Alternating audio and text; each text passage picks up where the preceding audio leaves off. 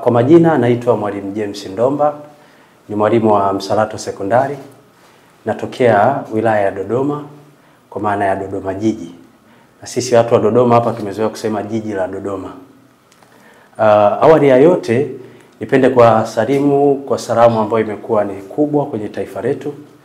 Salamu ambayo inatumiwa na kila mtu, Jamhuri ya Muungano wa Tanzania. Kwa hiyo kazi iendelee. Ndugu zangu waandishi wa habari, leo hii nimewaita hapa nikiwa na azma ya kuongea mambo mawili ambayo natamani umma wa Tanzania, lakini walimu pia ambao wapo hapa Tanzania, habari hii au taarifa hii iweze kuwafikia. Jambo la kwanza ambalo limenifanya niwaite hapa ni kujitambulisha kwanza mimi mwenyewe, kama nilivyojitambulisha kwa majina yangu yote na sehemu ambayo nafanya kazi. Lakini pia ukiacha sehemu ambayo nafanya kazi, nimekuwa na uzoefu kazini wa miaka 10 mpaka sasa toka nimeajiriwa, na nimekuwa ni mwanachama wa chama cha walimu kwa muda wote wa miaka 10, mwanachama hai ambaye nalipa ada ya wanachama, kwa maana ni mwanachama ninayechangia kwenye chama chetu cha walimu. Namba 2 ambayo imenifanya niwaite hapa leo ni kutangaza nia yangu ya kuomba nafasi kwenye chama cha walimu, kuaminiwa kuwa rais wa chama cha walimu Tanzania. Kwa hii ndio ajenda kubwa ambayo imenifanya leo waandishi wa habari niwaite hapa mbele na niweze kusema na umma wa Tanzania juu ya nia njema ambayo nimeipanga kwa ajili ya kuongoza umma wa walimu waliopo hapa Tanzania kwa ajili ya kuhakikisha idara ya elimu na walimu wanaendelea kupambaniwa na kusemewa. Tunapambana na maslahi yao, lakini pia tunawakumbusha wajibu wao wa kazi wanapokuwa katika maeneo yao ya kazi. Sasa kama nilivyosema, ajenda kubwa ni kutangaza nia yangu ya kugombea nafasi ya rais wa CWT Tanzania. Kwa hiyo nitajikita moja kwa moja kusema ni kwa nini sasa nimeomba nafasi hii ambayo ni nafasi ya juu katika chama cha walimu, ili niweze kusimamia umma wa walimu wa Tanzania ambao wote wapo kwenye chama hiki cha CWT, lakini hata wale ambao wapo kwenye chama cha CWT kwa maana ya chama cha walimu Tanzania, ili kuwaonyesha ni namna gani wanapaswa kuwa kwenye hiki chama na ni namna gani ambavyo hiki chama kinajidhatiti katika kuhakikisha kinapambania maslahi ya walimu wote Tanzania. Kwa hiyo naomba nijikite moja kwa moja kwenye sababu zilizotusukuma au zilizonisukuma mpaka leo hii nimewaita ndugu zangu waandishi wa habari ili niweze kutangaza nia hii kwa umma wa Tanzania. Sababu ya kwanza ambayo imenishawishi na imenisukuma kuomba nafasi hii ni kubwa, ambayo inatokana na misingi ya kikatiba na kikanuni ya chama cha walimu Tanzania, ambayo ni kupigania na kupambania haki na wajibu wa mwalimu mahala pa kazi. Hiyo ndo sababu kubwa ambayo imetusukuma, lakini pia ndo wajibu mkubwa wa chama cha walimu kuhakikisha wanapigania haki na wajibu wa walimu wanapokuwa mahala pa kazi. Lakini sababu nyingine ambazo sasa zimenisukuma, hizi zinatokana na utashi na ushauri wa walimu mbalimbali ambao wao kwa namna moja au nyingine ndio wamesababisha sisi ambao tuna azma ya kutamani kuwaongoza tunakuwa na nia njema ya kuomba kuwaongoza. Sababu ya kwanza imekuwa ni kilio kikubwa kinachotokana na makato wanayokatwa walimu wa kwenye chama cha walimu Tanzania. Makato haya kwa sasa yako kwa kiwango cha 2%. Kwa hiyo mimi kama mgombea nimekuja mbele yenu na wengine ambao watajitokeza pia, lakini mimi nimekuja kwa ajili ya kuambia Watanzania nia yangu ya dhati ya kwenda kupambania kupunguza haya makato ambayo walimu wamekuwa wakiyalalamikia kwa muda mrefu. Sasa ni namna gani tutayapunguza haya makato? Maanake tumekuja na ajenda ambayo nafikiri kwamba tukiweka ajenda hizi zitapelekea haya makato kupunguzwa. Moja, chama cha walimu kama chama kikubwa chenye wanachama wengi, tumefikiria hiki chama kiwe na miradi ambayo miradi hii itasimamiwa na chama cha walimu. Uwepo wa miradi tunaamini utaongeza chanzo cha mapato kwenye chama cha walimu, ambapo mwisho utapelekea nafasi ya kupendekeza kupunguzwa kwa makato wanayokatwa sasa walimu. Mfano wa miradi ambayo tunaipendekeza chama cha walimu ambacho kinatokana na walimu na ukubwa ulionacho. Tumesema kina uwezo, ukiacha chenye kina benki tayari ya mwalimu, lakini kina uwezo wa kuanzisha miradi ya elimu. Na hapa tunaongelea shule ambazo zitatokana na chama cha walimu. Shule hizi tunaweza tukawa tuna shule ya primary school au pre and primary school, then tukawa na shule ya sekondari. Kwa tukaziita Mwalimu Primary School, tukaziita Mwalimu Secondary School. Hizi shule tukizianzisha zitakuwa chini ya chama cha walimu Tanzania, ambazo kwa upande wa kwanza zitakuwa ni kama mradi, na upande wa pili zitakuwa ni kama sehemu ya kuisaidia serikali kuongeza ajira upande wa elimu. Na namna gani tuongeza ajira? Tunasema tukianzisha mradi wa shule ambao tutaupeleka kwenye mikoa shindani ya kitaaluma. Kwa mfano, tuna mikoa kama ya Dar es Salaam, Mwanza, Dodoma, Mbeya, Arusha, Kilimanjaro na mikoa mingine ambayo ni shindani kwa sasa. Tukienda kule tukaanzisha shule zetu. Na bahati nzuri tuna benki ya mwalimu. Maana yake tuna sehemu ya kukopa fedha, tuna sehemu ya kupata chanzo cha kupata fedha kwa ajili ya kuanzishia miradi hii. Kwa hiyo tuna haja ya kuanzisha miradi kama hii, kuisukuma ikawa ni miradi yenye tija na ikaleta kipato, lakini ikaleta ajira kwa walimu, lakini pia ikaleta nafasi ya kupelekea kupunguzwa kwa 2% ya makato ya mwalimu anayokatwa kwa sasa. Baadhi ya mradi mwingine ambao tunafikiria kubuni, kuna maeneo ambayo ni ya Tanzania lakini upatikanaji wa internet cafe na stationery unakuwa ni wa shida kidogo. Kwa tukasema kwenye maeneo kama hayo tunapendekeza miradi kuanzisha, CWT ianzishe miradi ya stationaries and internet cafe. Kwa nini tunapendekeza miradi hii? Moja, iwasaidie walimu, lakini mbili, iwe chanzo cha mapato kwa CWT. Unakuta sehemu kwenye mkoa mwalimu taarifa zake anapotaka kuomba mkopo au anapotaka kuandaa taarifa zake za kiutumishi, inampasa atoke kilomita 15 mpaka 20 au 30 kwenda kwenye huduma ya internet cafe au kwenye huduma ya stationery kutafuta huduma hiyo ili aweze kuifanya kwa ufanisi. Hata tukasema tukianzisha huduma kama hizi, sisi tunataka mwalimu anapotoka kutafuta huduma hizo afanye kwenye ofisi ambazo tayari zinajulikana na ofisi za elimu wilaya, ili kuwepo na usalama wa taarifa zake anapokuwa anakwenda kufanya kazi hizo za kielimu. Mathalan, mwalimu anaenda kuomba mkopo.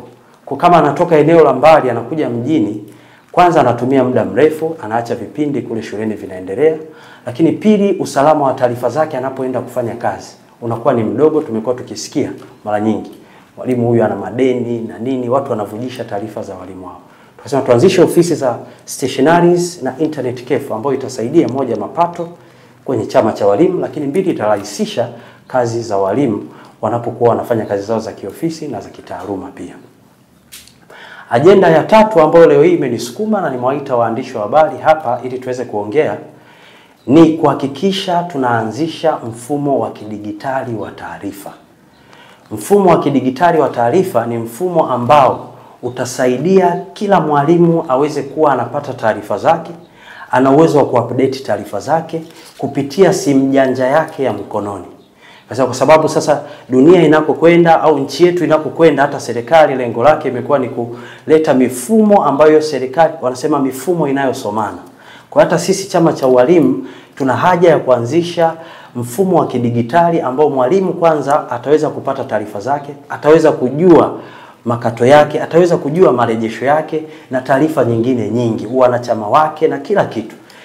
Kwa hiyo kupitia nafasi hii ya kuomba au ya kugombea nafasi mbalimbali kwenye ngazi ya taifa, nikasema nijitokeze na mimi ili nilete hoja kama hizi kwamba tunatamani kuanzisha mfumo wa kidigitali ambao wenyewe utasaidia kupata taarifa za mwalimu juu ya kazi zake anavyozifanya, taarifa zake, michango yake na kila kitu hapo.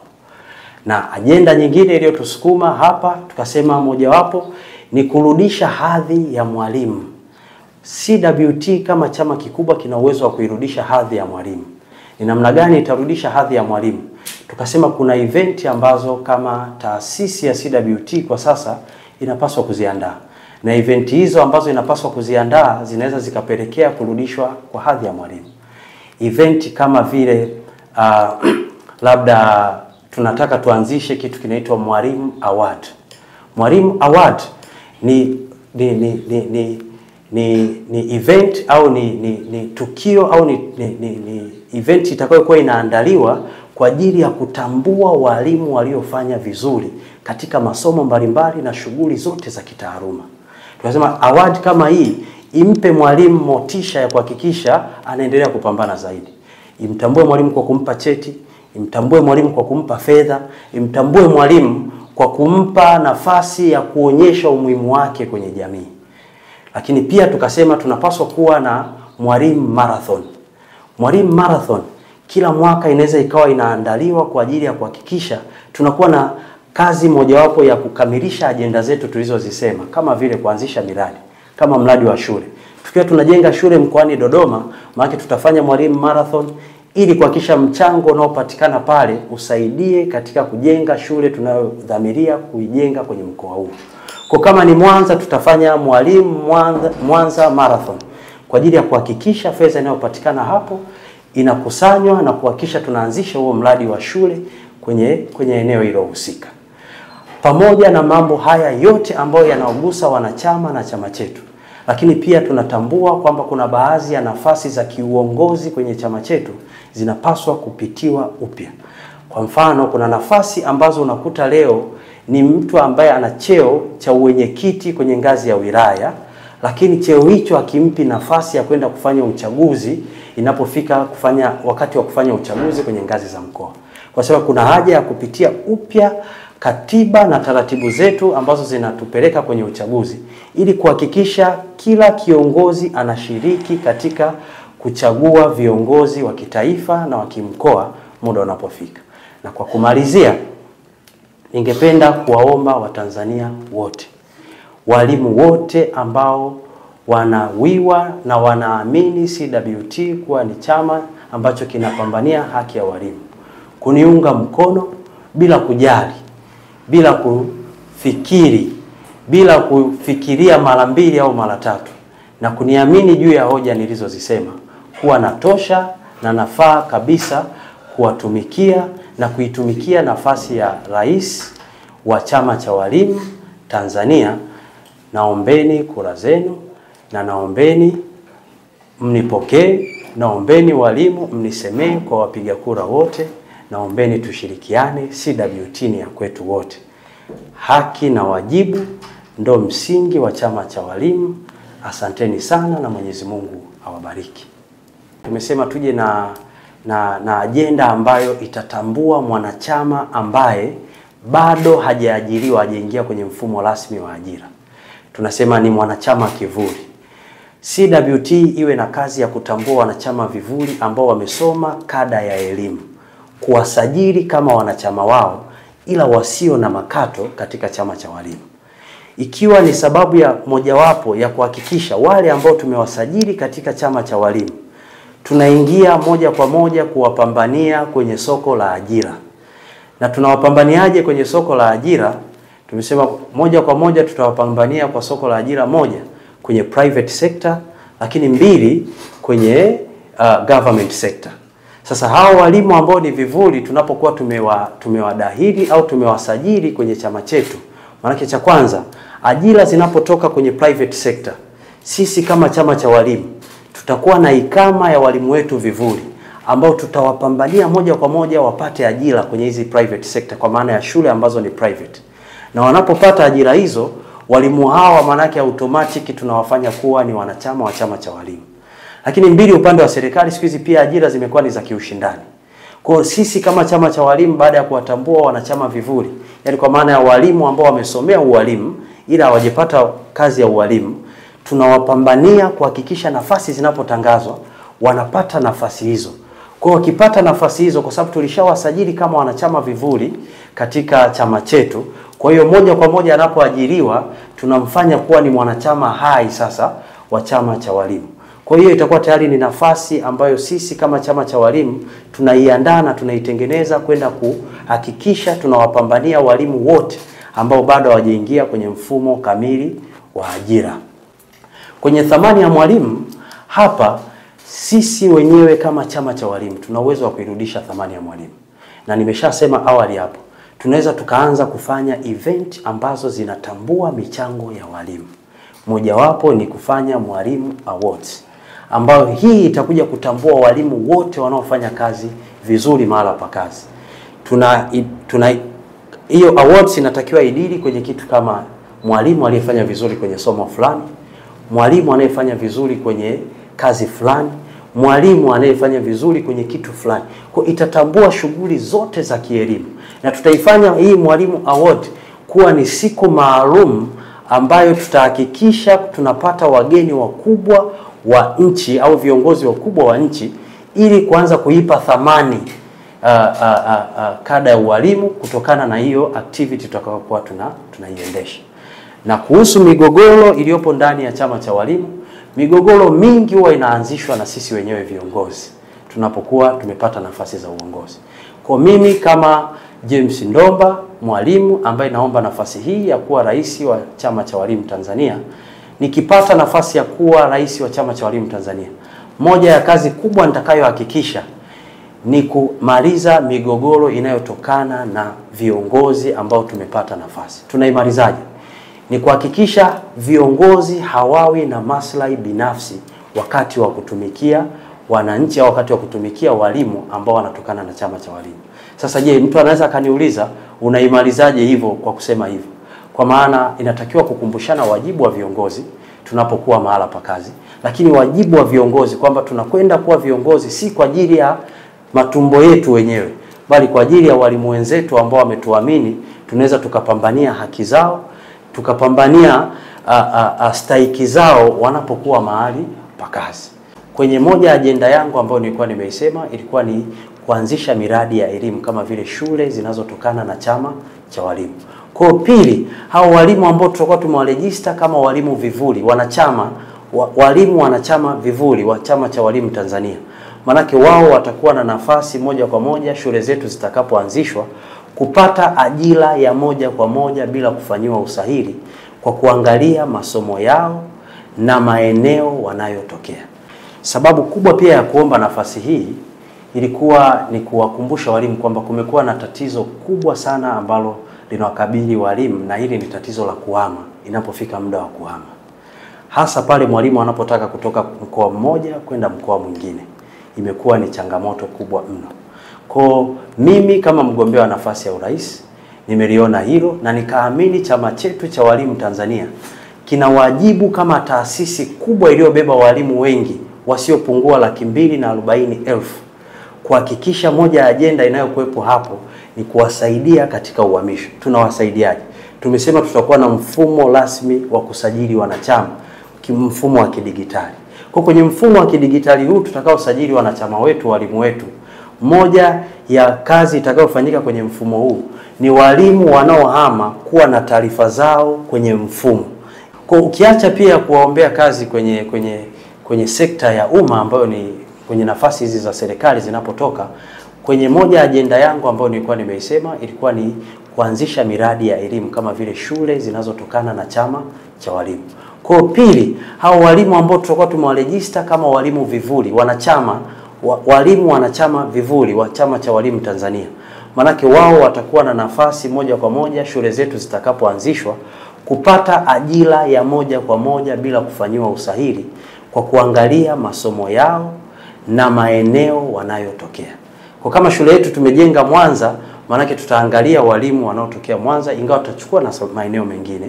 Kwa wale ambao tumewarejista kwenye venda yetu ya chama cha walimu, ndio watakaopata nafasi ya kufanya kazi kwenye shule zetu ambazo zinatokana na chama cha walimu. Na tutazipambania kuhakikisha shule hizi zinakuwa ni kati ya shule bora Tanzania na zinazofanya vizuri katika masuala ya kitaaluma, nidhamu pamoja na maadili ya Kitanzania.